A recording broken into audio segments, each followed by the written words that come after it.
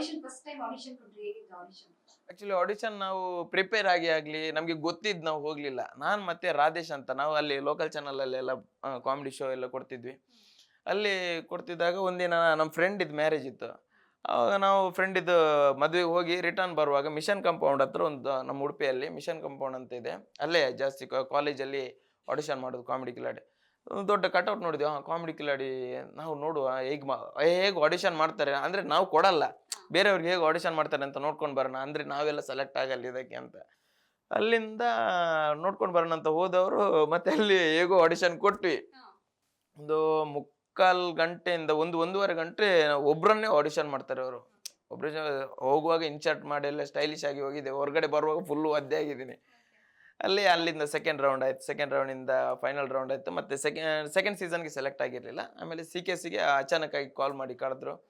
ಅಲ್ಲಿಂದ ಜರ್ನಿ ನಡೀತಾ ಇದೆ. ಫಸ್ಟ್ ಟೈಮ್ ಆಡಿಷನ್ ಕೊಟ್ಟಾಗ ಹಾಗಾದ್ರೆ ಸೆಲೆಕ್ಟ್ ಆಗಿಲ್ಲ?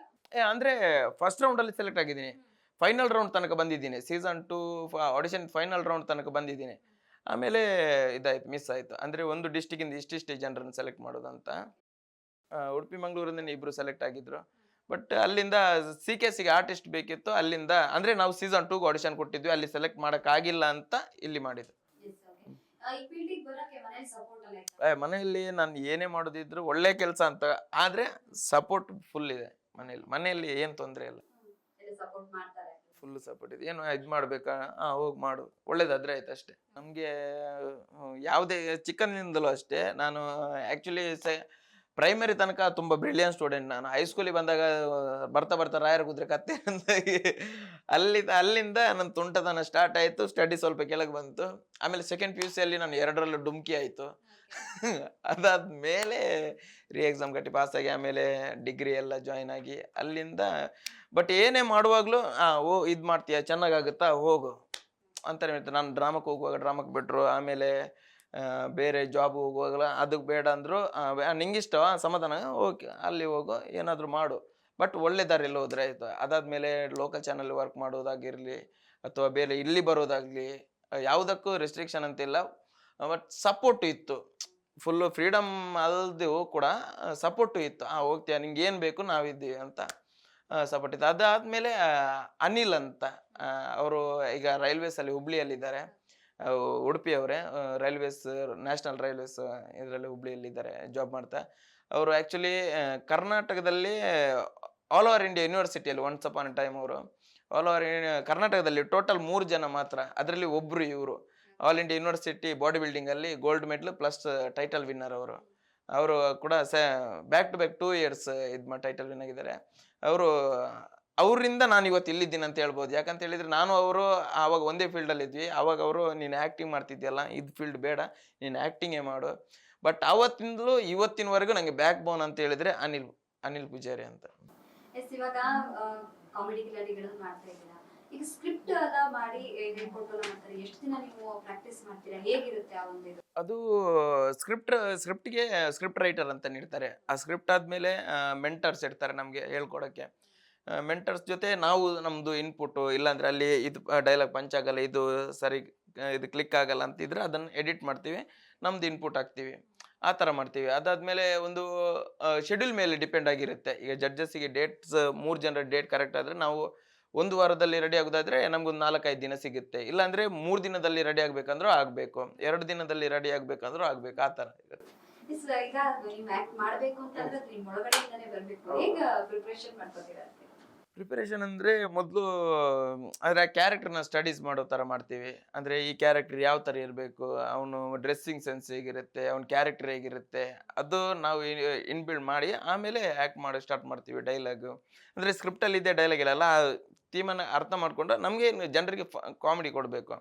ಒಟ್ಟು ಕಾಮಿಡಿ ಕೊಟ್ಟರೆ ಆಯ್ತು ಅಷ್ಟೇ. ಮತ್ತು ಮೆಂಟರ್ಸ್ ಎಲ್ಲ ಮಾಡ್ತಾರೆ, ಬಾಡಿ ಲ್ಯಾಂಗ್ವೇಜ್ ಹೀಗಿರಬೇಕು, ಡೈಲಾಗ್ಸ್ ಈ ಥರ ಇರಬೇಕು, ವೇರಿಯೇಷನ್ಸ್ ಈ ಥರ ಮೆಂಟರ್ಸು ಡೈರೆಕ್ಟರ್ಸ್ ಎಲ್ಲ ಹೇಳ್ಕೊಡ್ತಾರೆ. ನಾವು ಸಾಕಷ್ಟು ಪ್ರೋಗ್ರಾಮ್ ನೋಡಿದ್ದೀವಿ ನಿಮ್ಮದು, ತುಂಬಾ ಆಲ್ಮೋಸ್ಟ್ ಎಲ್ಲಾನು ಕೂಡ ಇಷ್ಟ. ಬಟ್ ನಿಮಗೆ ಇಷ್ಟ ಆಗಿದೆ ಇಷ್ಟು ದಿನ ಮಾಡಿರುವಂತ ಒಂದು ಶೋಗಳಲ್ಲಿ ಯಾವ ಶೋ ತುಂಬಾ ಇಷ್ಟ, ಯಾವ ಒಂದು ಎಪಿಸೋಡ್ ಇಷ್ಟ? ನನಗೆ ಆ್ಯಕ್ಚುಲಿ ಇದು ಕುಡುಕರ ಕಬಡ್ಡಿ ಅಂತ ಒಂದು ಮಾಡಿದ್ವಿ. ಅದಕ್ಕಿಂತ ಮೊದಲು ಕುಡುಕರ ಕ್ರಿಕೆಟ್ ಅಂತ ಒಂದು ಮಾಡಿದ್ವಿ. ಅದು ಕ್ಲಿಕ್ ಆಗಿದ್ದಕ್ಕೆ ಅದರ ನೆಕ್ಸ್ಟ್ ವರ್ಷನ್ ಅಂದರೆ ಅಲ್ಲಿ ಅಂಪೈರ್ ಒಬ್ಬ ಇರ್ತಾನೆ ಕ್ರಿಕೆಟಲ್ಲಿ, ಅವನು ಸುಸ್ತಾಗಿರ್ತಾನೆ. ನಮಗೆ ಇನ್ನು ಕ್ರಿಕೆಟಿಗೆ ಸಾವಾಸನೆ ಬೇಡ ಅಂತ ಕಬಡ್ಡಿಗೆ ಬರ್ತಿದ್ದೆ. ನಾವು ಕಬಡ್ಡಿಗೂ ಬರ್ತೀವಿ ಅಲ್ಲಿ ಇದು ನೋಡಿ ತುಂಬ ಇದಾಗಿತ್ತು. ಅಲ್ಲಿ ನಮಗೆ ಯಾಕೆ ಇಷ್ಟ ಅಂತ ಹೇಳಿದರೆ, ನನಗೆ ಅವತ್ತು ನಾನು ಫುಲ್ ಎಂಜಾಯ್ ಅಂದರೆ ಫುಲ್ ಆಫ್ ಎಂಜಾಯ್ ಮಾಡಿದ್ದೀನಿ. ಮತ್ತೊಂದು ಏನಂದರೆ, ನಮ್ಮ ಇಂಡಸ್ಟ್ರಿಯ ಡಿ ಬಾಸ್ ಅವರು ಕೂಡ ಅದನ್ನು ನೋಡಿ ನಮ್ಮನ್ನು ಹೊಗಳಿದ್ದಾರೆ. ಅದೊಂದು ತುಂಬ ಖುಷಿ. ಅವರಿಂದಾಗಿ ಒಂದು ದೊಡ್ಡ ಅಂದರೆ ಅವರು ಬಂದು ನಮ್ಮನ್ನು ರೆಕಗ್ನೈಸ್ ಮಾಡಿ ನಮ್ಮನ್ನು ಗುರುತಿಸೋದು ದೊಡ್ಡ ವಿಷಯ. ಹಾಗಾಗಿ ನನಗೆ ಆ ಸ್ಕ್ರಿಪ್ಟ್ ಇವತ್ತು ತುಂಬ ಖುಷಿ. ಅಂದರೆ ಇವತ್ತಿಗೂ ಅಂದರೆ ನಾನು ಫಸ್ಟ್ ಮರೆಯಬೋ ಅಂತ ಮಾಡಿದ್ದೇನೆ, ಅದರ ನೆಕ್ಸ್ಟ್ ವರ್ಷನ್ ಅಂತ ಹೇಳ್ತಾರೆ.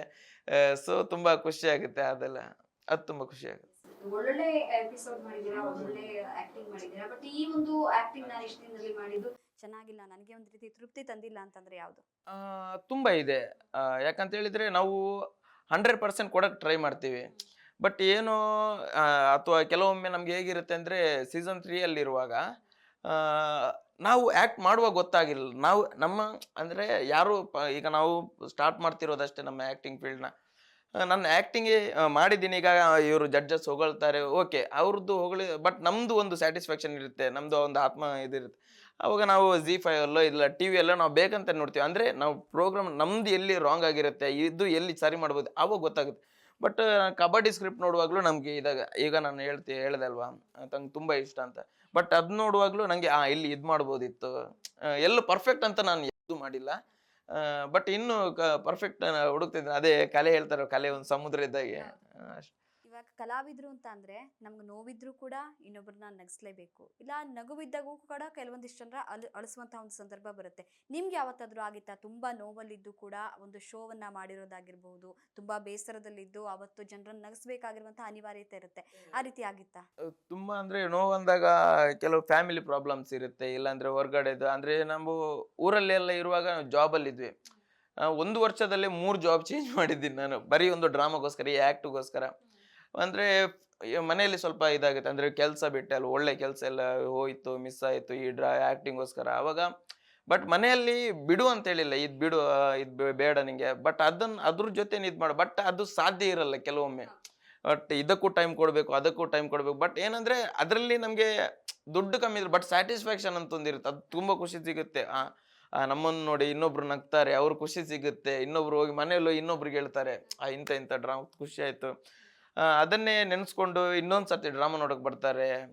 ಅದೊಂದು ನಮ್ಮಿಂದ ಏನೋ ಇನ್ನೊಬ್ರು ಖುಷಿ ಪಡ್ತಾರೆ ಅಂದರೆ ಅದ್ರ ಒಂದು ಬೇರೆ, ಅದೇ ಈ ಕ್ಲಾಪ್ ಮತ್ತು ವಿಸಿಲ್ ಮತ್ತು ನಗು, ಆ 3ರಲ್ಲಿ ಸಿಗುವಂಥ ಸ್ಯಾಟಿಸ್ಫ್ಯಾಕ್ಷನ್ ಬೇರೆ ಯಾವುದ್ರಲ್ಲೂ ಸಿಗಲ್ಲ. ಹೆಚ್ಚಿನ ಸುದ್ದಿಗಳಿಗಾಗಿ ನಮ್ಮ ಚಾನೆಲ್ನ ಸಬ್ಸ್ಕ್ರೈಬ್ ಮಾಡಿ,